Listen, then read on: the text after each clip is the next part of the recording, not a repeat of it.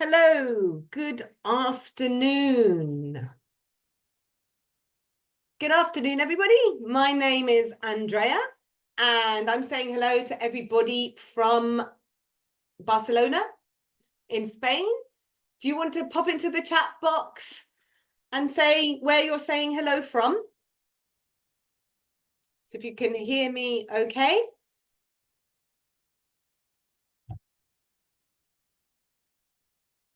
Hello. Good, okay. Good afternoon, everybody. It's great to see people entering. If you want to say hello, where you're saying hello from, that would be fantastic. So I'd like to welcome you all to this first day of our event, Getting Started with Cambridge. Today, we begin our series of webinars designed to help you get the most out of your course book. So if you just want to say hello in the chat box, that'd be fantastic. I think maybe, and we've got my colleague today also in the chat. Is in the chat. Let's see if we can allow the chat, if we can open the chat. I don't know if my colleague in the chat box could allow them to chat. Let's see. Okay. Anyway, so let's get this going. So welcome, wonderful to see you here in our first day of our series of webinars. So the overview for this afternoon, I can see you now. Hello Viviana, hello Elena, hi, it's great to see you here. So the overview for this afternoon's webinar is they're going to be looking at what support we have for you, for very young learners and young learners. And then we're going to move on to taking a look at our pre-primary course, Pippa and Pop. So we're going to think about what it means to teach very young learners English and how the course Pippa and Pop supports in achieving this. Hi, Gabby. So just a reminder to everybody, you will receive your certificates for attending the session in your follow-up email that we'll send out at the end of the event. And please feel free to interact with us in the chat and in the Q&A, because during the session, there'll be some moments where I'll be asking you questions too. So please interact in the chat. So to begin with, what support, Cambridge support for very young learners? We know that there is lots to do the start of the school year. We've got new classes, new students, new needs, new interests, and we've got lots of things to think about. For example, establishing that ever so important positive classroom environment, setting up new routines and establishing our classroom rules, sharing learning goals with students, and planning how we will help them get there. And of course, like many of you here today, you're also trying to get to know your course materials, get to know the materials, the course Pippa and Pop, and plan for the days and weeks ahead. So the good news is that Cambridge is here to support you, to share some tips and resources to get you started. Hi, Tilmasi. Hi, Basundara. Apologies if I don't say your name right. So let's get started. We're thinking about children. Children need to feel that you care about their personal lives and aspirations. They need to feel that they have opportunities to have their efforts recognized and to be successful and move forward.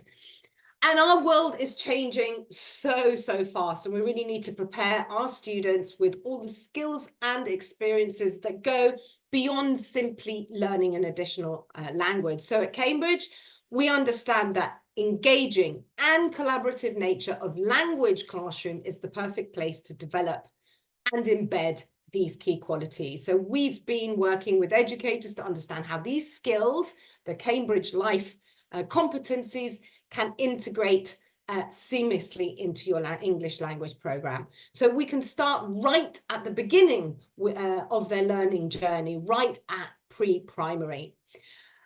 We've also took each competency and thought about how we could create opportunities to develop them in our day-to-day classroom routines.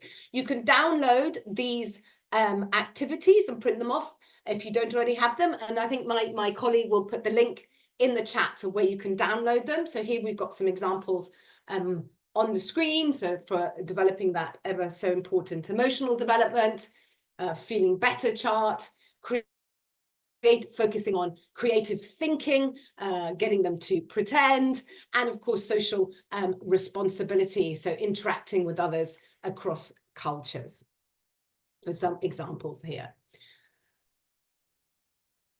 So even our very young learners need to understand why we're doing something. Even they need to know what are we doing in the class? Why are we doing these things? And of course, the way we set and share these goals might be much simpler with our very young learners, but it's important that we invite them into their learning journey right from the start. So it's important that we share and set the clear goals, that we create opportunities for success, and that we can monitor and measure progress. A simple technique, maybe you already do this, a simple technique, even the very young learners would be asking them to give us a thumbs up or a thumbs down after an activity, well, or ask them, how are you feeling today? Are you feeling good? Okay, not so good. Or ask them to choose from an emoji when we ask them about a task or an activity. So giving them that opportunity. Also encouraging reflection on learning goals and outcomes at different levels and in different ways. This activity is from level 2 of Pippa and Pop. So it's encouraging learners to reflect on their values. Yeah. So when are you patient? All of these resources and learning materials you can find in Cambridge One. So Cambridge One is our versatile digital learning platform designed to enhance teaching and learning and providing a wide range of resources and tools for you to support your students' progress. So for those of you who are already familiar, if you're already familiar with Cambridge One, you'll be really pleased to know that it continues to evolve with even more intuitive features and content tailored to your teaching needs. And if you're new to the platform, Cambridge One offers an easy to use interface where you can access all your resources and which helps you engage students in a dynamic and interactive way. So what's so special about it? As I said, it's all in one place. You access all your teaching and learning materials in one place and across multiple devices, mobiles, tablets, computers. It's age appropriate, so engaging design for the children, for our very young learners, and engaging for teens and adult learners too. So it's ensuring that students, no matter their age, feel motivated and challenged at the right level. And of course, it's data you can trust. So it's meaningful, relevant, and actionable data with those elements of gamification to guide the teachers and keep your learners motivated. You have, it's very easy to register. You can log in using Facebook, Google, or Apple accounts. And if you need any support at all, you always have the help button there, which is there to guide and support you. So once you're in Cambridge One, the 3 main sections are always clearly labelled at the top. So you have my classes, my library, my training. So you can access the classes you'd set up, access your library, and my training. So you can find your Pippa and Pop courses in the course material and then immediately bookmark them so you can access it directly as soon as you enter Cambridge One. You've also, in C1, as I mentioned, you can access all the teaching and learning material for Pippa and Pop from the classroom presentation and management tool. So this tool includes all of the songs, animated stories. You have there the routine board, because we know the routines are so important for the very young learners, digital flashcards, and much more. You can download all of the videos, and you have extra worksheets, which helps provide for the different levels of development in the very young learner classroom. And there is also, very important, home practice with songs, videos, and home worksheets, so the parents can be involved in their children's learning journey too. This is all in one place on Cambridge One. You'll find in the My Training tab, you'll find self-study modules designed for you, the teachers, to learn and get the most out of Cambridge One. And we have 4 courses to explore how to integrate Cambridge digital tools into your classroom and teaching. And we also have many getting started with training modules linked to the classroom materials. So you'll see, you can find in My Training tab, the getting started with teaching with Pippa and Pop self-study module. As you can see, the self-study course takes you through in detail how the course is structured and how you can implement it into the classroom, how you can use the features for presentation plus from Pippa and Pop to engage your young learners in the classroom and with the course. You'll also find in My Training, we have professional development study modules from classroom management to teaching communicatively and lesson planning for young learners, just to mention a few. So that's our Cambridge One digital learning platform. But today we're focusing on learning materials, but children are also at this age starting their learning journey. So a big part of that, of course, is assessment. So we're just going to think a little bit what we have in terms of assessment to support the young learners. So of course we've got the young learners exams, the Cambridge English Pre-A1 Starters, A1 Movers, and A2 Flyers. The exams cover all the 4 language skills, and this has a positive impact on teaching and learning, as it ensures that we as teachers are practicing all the skills in the content of our lessons. So including communicative activities, and learners develop the skills needed to use English effectively in the real world. So actually we did some research projects that have been carried out, and the teachers that were part of this research project reported to say that they started introducing many more communicative activities in class since starting to prepare for the students for Starters, Movers, and Flyers. We've also got word lists. Now, these word lists are a great checklist. They're a great checklist to see what vocabulary, and also to ensure that all the vocabulary is being included, the core vocabulary from the exams is being included in the classes. Posters are great for discussion. They've got lots of useful language at the bottom of the posters, and they're great for developing all of the 4 skills. And you can exploit the pictures for developing and consolidating vocabulary. And even with the very young learners in preschool, you can use these posters in the classroom with them as well. You've also got classroom activity booklets with lots of different communicative activities from Starters, Movers, and Flyers. And last but definitely not least, you've got the QR code on the screen for you to get this booklet. We also have the support if you have young learners with dyslexia, and here there's lots of techniques and strategies that you could use to implement in classes to help support these learners too. So that's the Cambridge support that we have for the young learners. And now we're going to move on and get started with Pippa and Pop.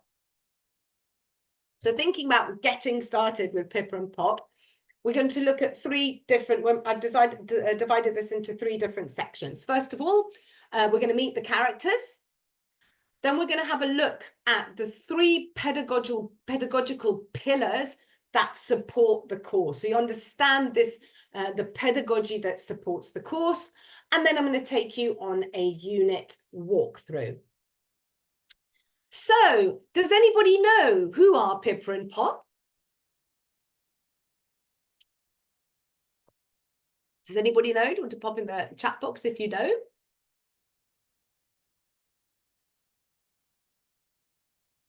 Anybody know who Pippa and Pop is? No? Okay, don't worry, Viviana. So, Pippa and Pop.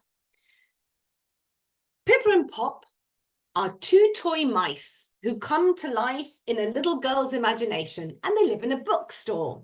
So the mice live above a bookshop run by a family with 2 children, Kim and Dan. So throughout the book, you'll get glimpses of the mouse world behind the skirting boards. So we see the human world in this beautiful bookshop from the perspective of these 2 little funny characters, Pippa and Pop. So when we're asking, when we teach, what's this? It's a pencil. The question comes from a mouse who doesn't know what a pencil is. The mice love creeping around the house and the bookshop. They're watching the family, and it's a real world of stories and play. So this character dynamic helps connect children's imagination and their way of thinking, and has this balance with fantasy in the mice and the mouse world and the real world that the students can relate to. And this sense of characters builds routine and familiarity for the students. So why is the story set in a bookshop? If you look closely, I don't know if you want to look at the picture, can you spot the mouse hole in this picture? Because when the humans aren't around, the mice come out and they love looking inside the bookshop. They love reading all the stories. So it's set in a bookshop because we're better to foster a love for learning and reading than in a bookshop. If anybody can spot the mouse hole, pop it into the chat. Can you see the mouse hole? Where is the mouse hole in the picture? So reading, yes, next to the little boy. Yes, exactly. There it is. There's the mouse hole. So reading below the window. So reading is essential. Reading to children is the single most powerful predictor of academic success in later life. So when children associate stories with happy memories, comfort, and humor, then independent reading and all the pre-literacy skills that build up to it will follow naturally. So these are the characters that accompany the children through through the course Pippa and Pop. So let's have a look at the pedagogical foundations. Okay, so now I have another question for you. What do your young learners like to do in class? Do you want to pop into the chat box? What do your young learners like to do?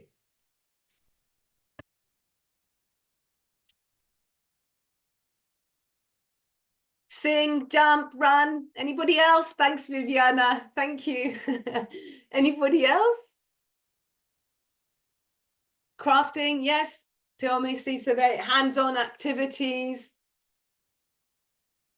So singing, yes. Telling what happened to them. Yeah, they want to tell stories as well, what happened to them. Thank you, Galina.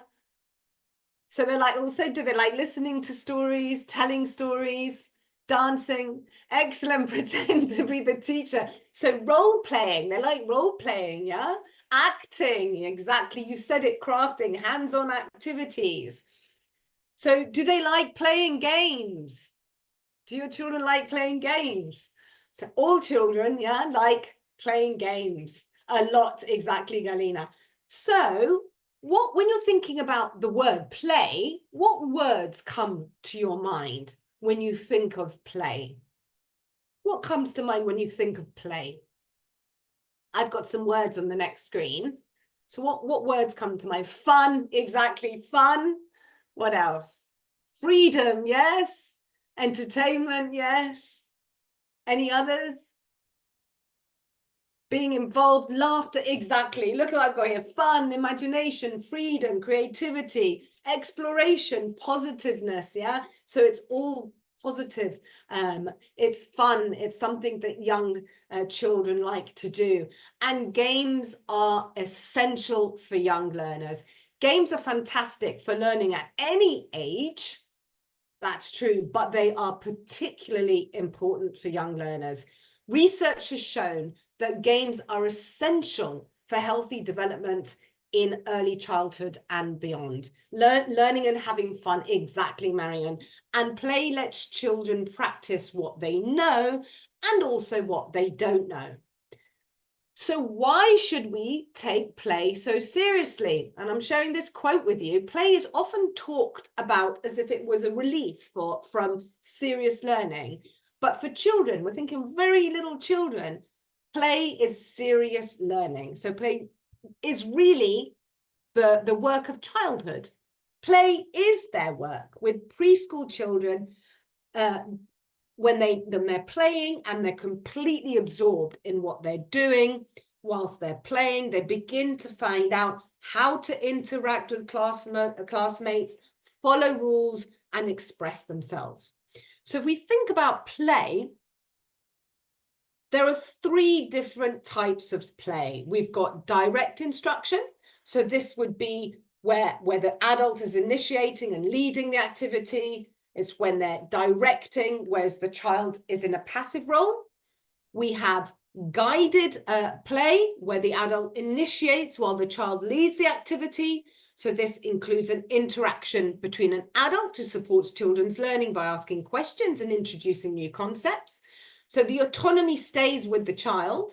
And then we have free play. So this is where the child is initiating and leading the activity. So there's no influence from the adult, and the child can decide what he or she wants to play, with whom, and for how long.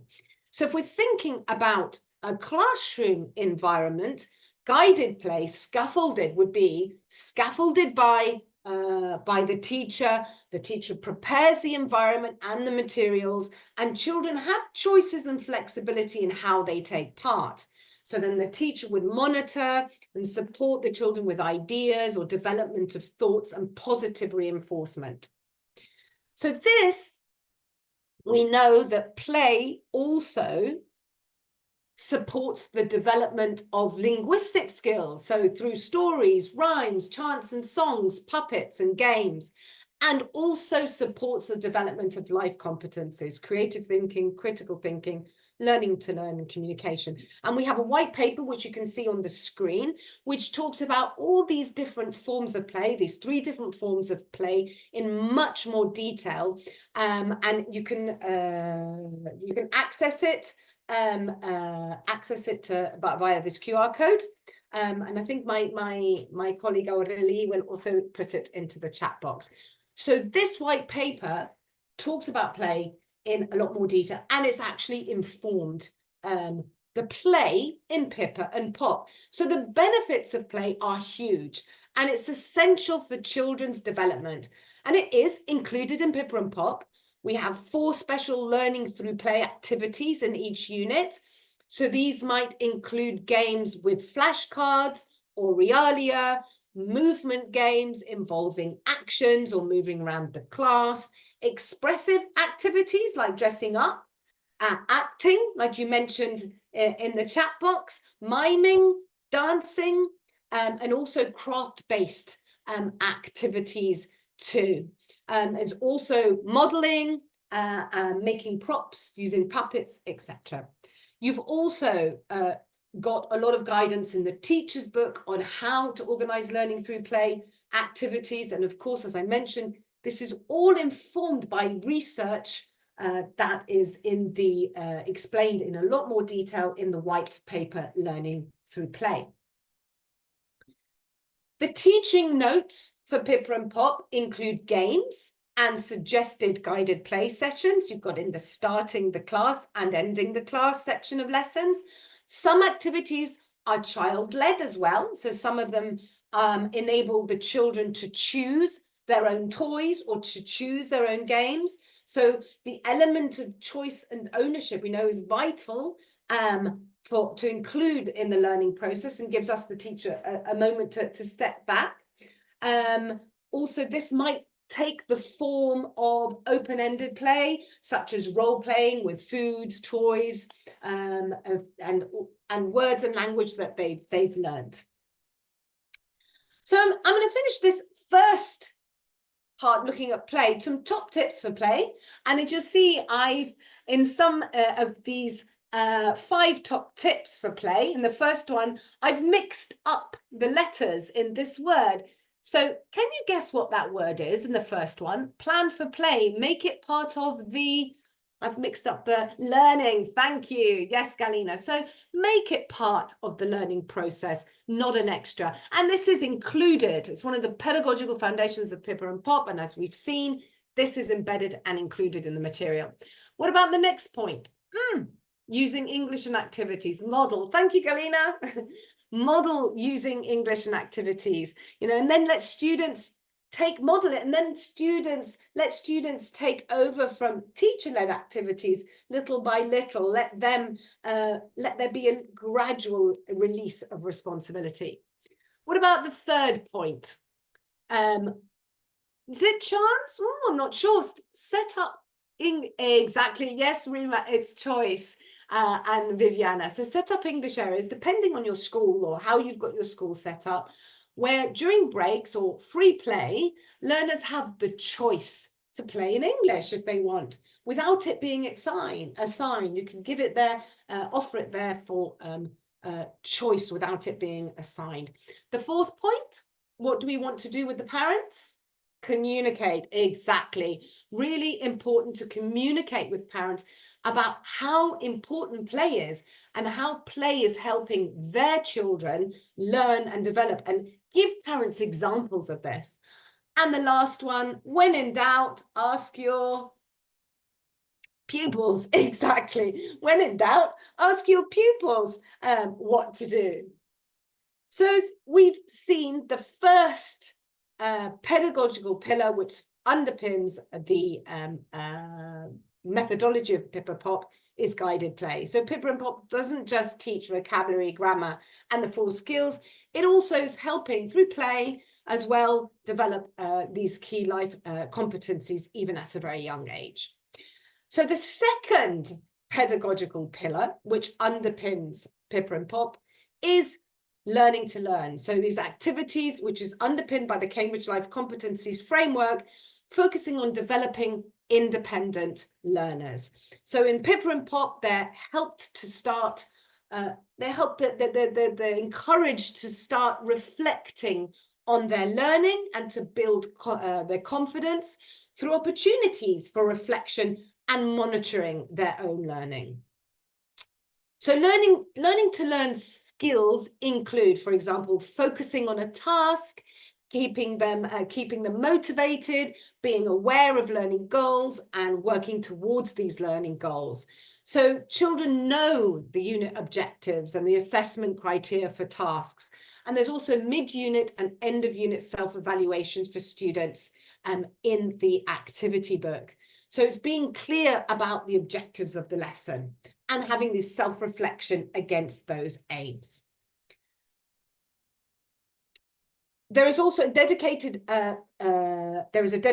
activity page for student self-evaluation. Here the students can use a sticker, as you can see on the screen, to mark their progress. And these pages are reviewing their unit language and encouraging students to reflect again on their learning. Again, guiding them bit by bit to become autonomous learners. In addition, you've got lots of further recommendations in the finishing the class section of the teacher's book, which suggests points when Pippa the puppet, because we've got Pippa the puppet, can be used to assess learning, to a prompt self-reflection and provide positive feedback and praise for progress. So how could we do this? How do we do this in a fun, age-appropriate and non-threatening way? By multimodal assessment techniques, like draw pictures, draw pictures to show what they've learned, take part in movement activities such as miming a story, giving a physical signal, as we saw at the beginning, such as thumbs up and thumbs down to show how they feel. We can even point to signs in the classroom, happy or neutral or sad face. And you can also, as I mentioned, use Pippa the puppet to ask children reflection questions in their L1, in their first language. What did you do? What did you learn? How did you learn? So that's the second pedagogical pillar that underpins Pippa and Pop. And the third one is early literacy skills, which are introduced through stories and literacy tips. Phonological approach to sounds and letters. There's a gentle introduction to early writing skills for a confident start to education. So let's just think about literacy development. In literacy development, children actively participate in the quest for meaning. Readers learn about reading by reading. So children become readers by being fully involved in text in all their forms, and also seeing you, the teacher, this pre-literacy skills, when they see us pick up the big book and we sit down and we open the book and we turn the pages and they see us reading the lines. This is all part of them developing these ever so important pre-literacy skills. Independent and shared reading are important for the development of children as readers as too. They need to be exposed to many kinds of stories, kinds of writing. Active involvement with literature is essential. It, of course, as we know, it has a social and emotional value that is a vital part of its role in developing children's language and literacy. Early literacy is one of the most significant predictors of later academic success in children. And really important to say is that first and second language reading work together. Studies have shown that students who develop skills in reading in their second language develop skills in their first language. These skills are transferable. Predicting is the same in any language. It's the same in any language. So thinking about this slide just gives an overview of early literacy development, this concept of emergent literacy, that children go through these phases on their journey to becoming fully literate. They go through these several stages on their way, and research suggests that this is a continuum which learners must move along. That means they must go through first stage first, the second stage, and it's all about it's all about being aware of which stage our learners are at in order to best help them. Learners, also really important, learners will move along the continuum at different speeds. We know that with the different abilities in the classroom, and they move at different speeds, some faster, some slower, but being aware of this.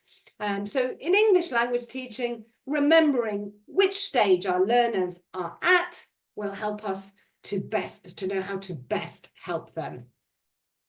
So in Pippa and Pop, early literacy in Pippa and Pop is encouraged by stories in every unit, accompanied by literacy tips. So you'll find these literacy tips in the teacher's book, showing you how you can exploit the story. So here on the screen, we see one. Before you read the whole story, show children the pictures one by one, encourage them to guess what will happen in the story from the pictures. So a fantastic example of helping them developing that predicting skill. And also you'll find these additional literacy activities signaled by this icon. So when you look at the teacher's book, if you see this ABC icon by an activity, you know that is an activity focusing on developing their literacy. And as I mentioned, it's a gradual approach to writing with the letters taught phonologically. So children start by recognizing and isolating sounds before distinguishing the letter shapes in general. And then they move on to recognize and form vowels, then consonants, and you also have a numeracy page in every unit. So these are the three pedagogical pillars that guide the methodology of Pippa and Pop. And now let's have a look I'm going to take you now on a unit walkthrough, and then we'll notice, you'll see some of these pillars as pedagogical pillars. You'll see them in the unit tour. So each unit consists of 12 lessons. Yeah. So lesson 1 introduces the topic of the unit. Lesson 2 presents the key vocabulary. Lesson 3 provides practice of the vocab and grammar with a listening task and sticker activity. Lesson 4 focuses on sounds and letters. Lesson 5 and 6 focuses on a story which reinforces the unit language using repetition, rhythm, and the story is then revisited where the children focus on the value which drives the narrative. That's lesson 6. Then we have lesson 7, which is a second set of language, of key language and vocabulary. They're presented with the characters. What are the name of the characters again? Do you want to put in the chat box what the name of the characters? Pippa and Pop. Excellent, Viviana. Thank you. That's language presentation 2's Pippa and Pop. And then lesson 8, the children practice the new language. Then we have 9, which is focusing on numbers. 10 focuses on cross-curricular. Lesson 11 is a review. And lesson 12 is a project. So now we're going to look at each one of these lessons in turn. Lesson 1, unit topic. It's the first lesson of the unit. Always introduces the topic through a video. So the videos introduces the topic. It's a fun way to engage the children. You'll also see that there's an original song in every unit. The visuals you have in the opening unit as well are encourage children to relate it to their own lives. And here in the first lesson as well is where children are introduced to the unit and lesson objectives. So this is the notes from the teacher's book. A list, you immediately at the beginning of every unit, you'll see a list of the unit objectives. Here, you could share the unit objectives with the class and also the lesson objectives. So here you'll see the lesson objectives, become familiar with the topic of friends and listen to a song, and the vocabulary is hello, Pippa and Pop. And then you'll see here clearly outlined for you all of the materials that you need, including the digital. For you can see there it says use the presentation plus to watch the video that you need for that lesson. So the teacher's book also gives detailed notes on what to do before the book, with the book, after the book, and finishing the class. So you have all of that support there too for the lesson. The second lesson, as we saw, presents new language. So the key vocabulary is introduced through the course characters. You have Kim and Dan and her parents there. Teachers can introduce the new vocabulary with flashcards. They listen to the short story about the scene. They listen again and point to the objects. And then finally, they have to, well, in this example, they have to trace. But in other lessons, they'll be asked to either trace, circle, color, or match key words. Lesson 3 is where here the children are practicing vocabulary and grammar with a listen and point task and activity. And you'll also have a follow-up speaking activity to encourage this language production. From language practice, children move on to focus on sounds and letters. And Pippa and Pop follows the phonemic approach, which means that, as I mentioned, they gradually learn to distinguish between sounds, then phonemes. So they go from sounds and letters, and they follow this phonemic approach. let's just have a little think about instructions. So we're seeing these instructions, listen, point. What words can we use for instructions? So we've got listen, point. What other words do you use with your students, your pupils in the classroom for instructions? Listen, point. Look, repeat. Thanks, Viviana. Anybody else? Look, I've got look here. Draw. Yes, Marianne, draw. So look, listen. Any others? One that nobody said yet. I haven't said it. We'd say, point, draw. We said draw, trace. So these are short, clear words. You know, we'll say, look, listen, say, point. But why are instructions like this so beneficial in the pre-primary classroom? Well, here are 6 points that really emphasize how simple instructions are not just about keeping things short and sweet, but they're actually a strategy in improving engagement and overall classroom success. So that's much more than that. So the first one, you'll see here, I've taken out the vowels, yeah? So what's the first one? Promote what? What does it help, these short instructions? Promote, exactly, Marion. It promotes focus. So simple instructions like look, listen, say, they're helping our learners, our young learners, focus on specific tasks or activities. How? Reducing the cognitive load. Children can easily follow directions without being overwhelmed. What about the second point? Developing what? What else does it help develop? Exactly, listening skills. So clear directives such as listen, say, trace are encouraging active listening, which is essential for understanding and processing information. And of course, this helps build foundational communication skills that are critical for future learning. What about number 3? What else does it do? Enhances participation. So actions like say, point, are engaging children in interactive learning. These words encourage active participation, making learning more dynamic and hands-on. What about number 4?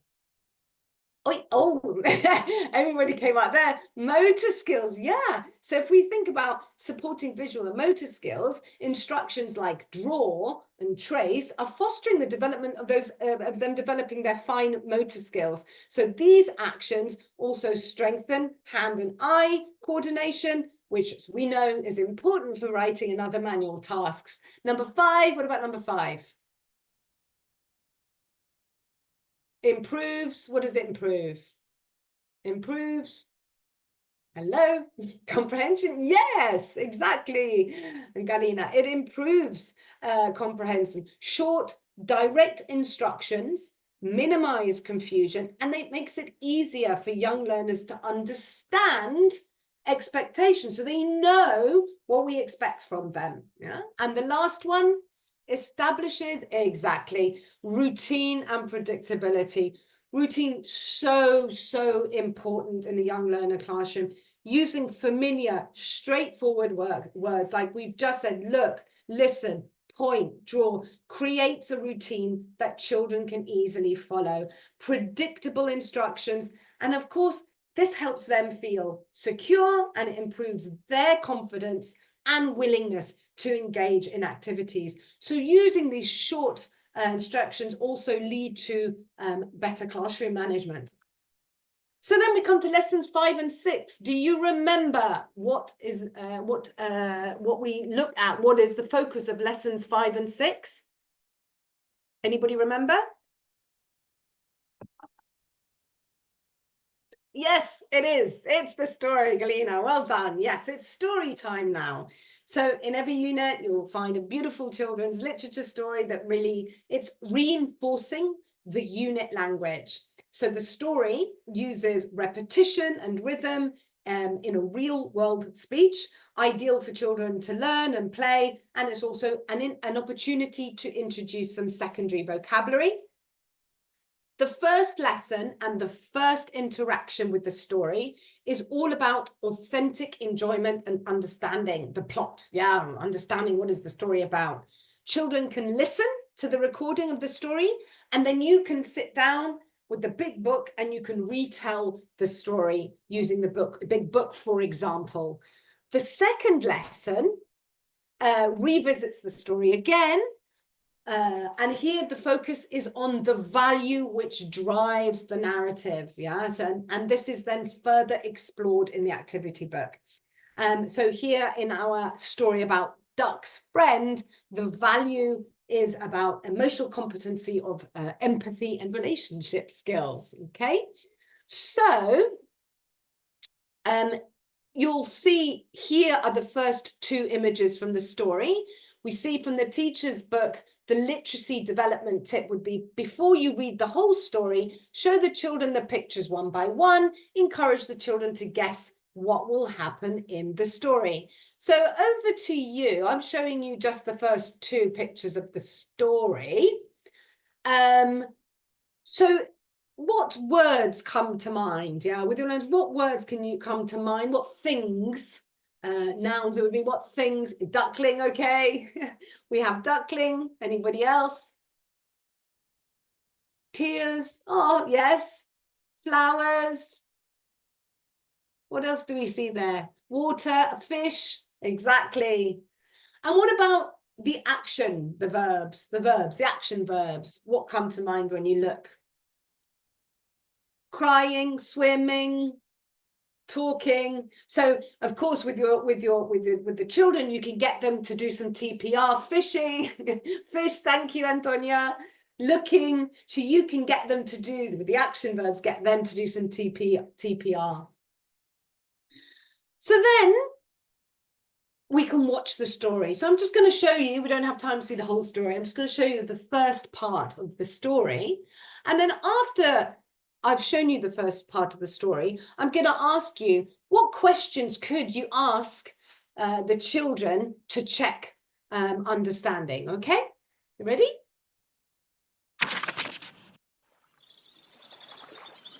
Duck is sad. Quack, quack, Duck wants a friend. quack. So, checking understanding, what, you could ask them what they remember about the story, but what questions could you ask after watching that?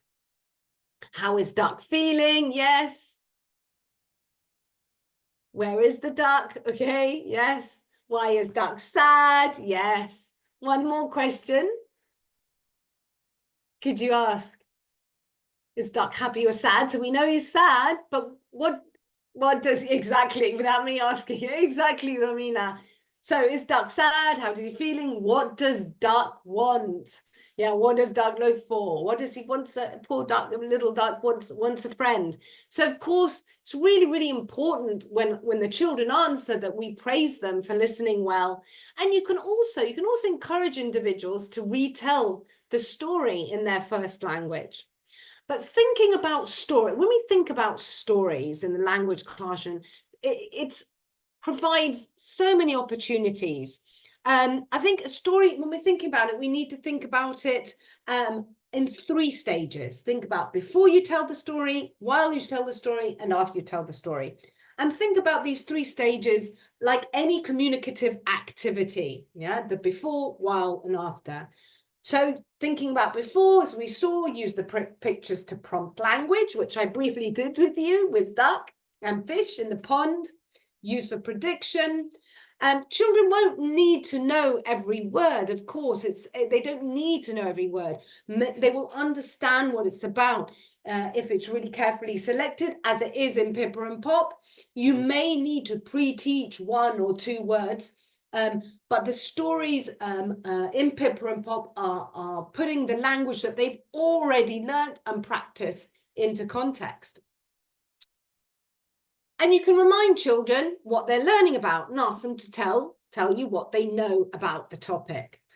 And while you tell the story, You could give children a task while they listen to the story. If you're going to listen and tell them a story which they know, you're retelling that story and they like that story, you could ask them, for example, to stand up every time they hear a certain word, for example. Ask them to predict what might happen next. Pause for children to join in with repetitive parts of the story, and of course, rephrase certain parts. And then after we tell the story, thinking about prompting reflection around the story. What did you like about the story? How did the story make you feel? So I've just saw the question, Maggie said, will the children have English words for all that? For the story? The story, for if you just want to, for what exactly? For the story which we just saw a little bit of, if you want to say exactly what you're talking about, yeah, to understand the teacher's, yeah, if you say if they understand, they've already learned sad, they know duck, so is duck happy? How does duck feel? So continuing, you might ask children to do something related to the story, craft work, picture, a game, and let the children browse the big book as well. There's also part of their pre-literacy development. Get them to look at the book. You know, they can be careful with it and turn the pages. And of course, retelling the story in later lessons. There's no reason why we can't go back and retell stories from units 2, units 3 again. So then we come to lesson 7, the language presentation. Well, lesson 7 and 8 brings a second set of new language presentation and practice and even more engaging content. So this lesson is structured to help develop learning to learn skills, and they follow instructions such as listen, find, and color. And 8, again, they also have the opportunities, as I said, to develop these skills, listen, match, and sing. So this happens through an original chant. So the rhyme and the rhythm of each chant, of course, as we know, helps them to repeat the lyrics and remember the new language in an entertaining way. Yeah? So the chant animation, as we know, aids memory and adds that variety. So we just looked at lessons 8. So from lesson 1, unit topic introduction. Lesson 2 is the language presentation. 3, we've got language practice 1. 4, sounds and letters. Lessons 5 and 6 are the literacy, so it's the story and then the values. 7, we've got language presentation 2, and then 8 is language practice 2. That's the core content of the unit. So depending on how many hours you have, we then have lessons 9, which is focusing on numbers. 10 is the cross-curricular page. Lesson 11 is the review, and lesson 12 is the project. So thinking about how many hours you have in the school or you have with your children, how big your classes are, the core contents from 1 to 8, and then 11 you've got the review. So you can pick and choose from lessons 9, 10, and 12. Let's just have a quick look at these lessons. So lesson 9, looking at numbers. So English numbers are introduced gradually. You've got two at a time. They also work on patterns. You've got critical thinking, developing shape recognition. So they're doing things like listen, count, color.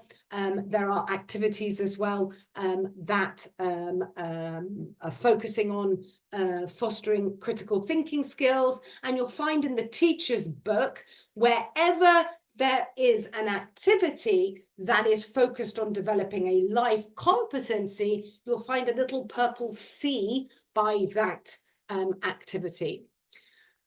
And then lesson 10, the cross-curricular, of course, opens that window for exploration to other subjects in English. You'll always find in these pages that they're real photos. So the idea with these real photos that we're bringing the real world into the classroom and presenting additional receptive vocabulary, things like look and color. And then lesson 3, of course, it's time that they review what they've learned and also to celebrate the end with a project. So tasks here are often supported by listening, and they'll go through, as you go through the units, they become progressively more challenging. So you've got look, find, color, say. So it's an opportunity to review everything they've learned. And as I mentioned, to celebrate, there's the optional hands-on creative activity, a project where the children can play with what they make. So it will, again, putting together the knowledge and skills that they've gained in the unit and applying them in an exciting project. So they'll look, make, and say. So here again, we see the overview of the unit. Does anybody have any questions?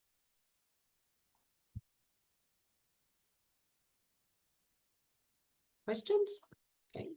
I'll move on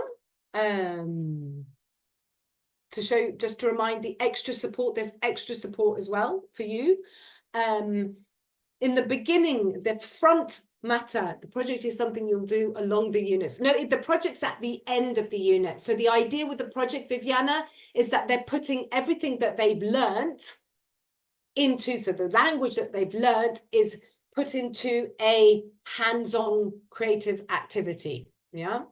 So the idea is to you have the review, but then the idea with the project, you're consolidating by the things that they actually have to do.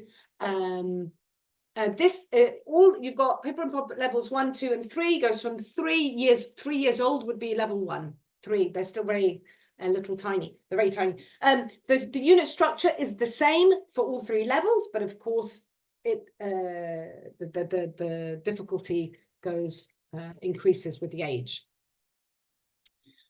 You've also got extra support. The beginning of the teachers, at the front of the teacher's book, got a whole page that looks at, again, early literacy development, talks about and explains exactly what I mentioned to you, the literacy tips, the additional activities, how the letters are taught systematically in this gradual approach to writing. You'll also find a page dedicated to learning through play, talking about the importance of play and the benefits of it and how you can support your learners in the classroom through play and play in Pippa and Pop. You've also got a page dedicated to the competency learning to learn. Looking at, is like I mentioned, wherever you see this little purple C next to an activity, you know that that's been influenced by our framework from Life Competencies, shows how you can help incorporate these learning to learn activities with the kids in the class, getting them to start to reflect on tasks and activities. And then there's also a page on effective learning with Pippa and Pop. So it focuses on the routines, before starting, how to help them with the before starting an activity with the teacher's book. It looks at transactional language, interactional language that you can use in the classroom, and also how to structure the lessons with Pippa and Pop. So it goes into, explains the before the book, while the book, and after the book activities, which you will see in the teacher's notes. Not to forget as well, we mentioned it right at the beginning, you've got a games bank. Yeah, so you've got a games bank that focuses on gives you different ideas on how you can use flashcards with the children. Also, it's got ideas of just the traditional games and also pronunciation games as well that you can carry out with them.